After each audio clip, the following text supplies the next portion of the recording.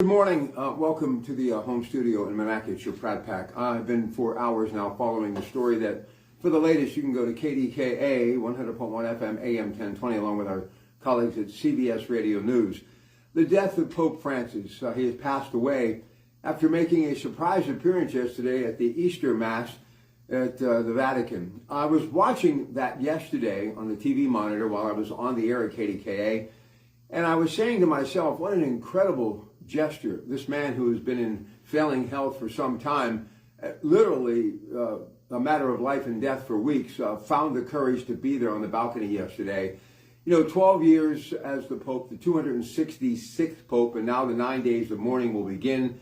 That will culminate with him lying in St. Peter's Basilica.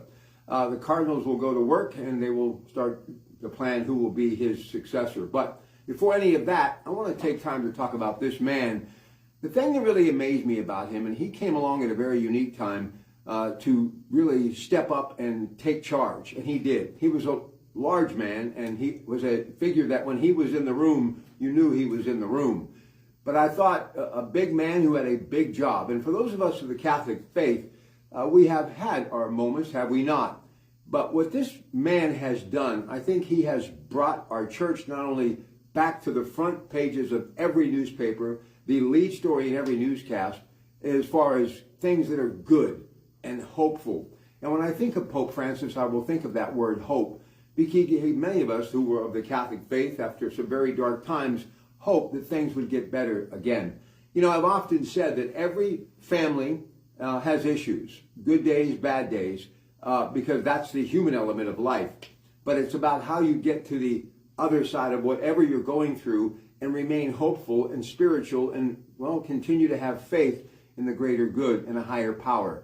All of the above as far as Pope Francis is concerned. I will miss him. But as I was watching him yesterday, I thought to myself, even though bound to a wheelchair, barely able to speak, and obviously you could see that he was not doing well, I just thought to myself how lucky to have him for one more Easter celebration. So the backstory is the man that really led with courage, made himself available to everyone, but always expressed his opinion and never made excuses for anything, but was always on the road of trying to fix things. And that's how I will remember him.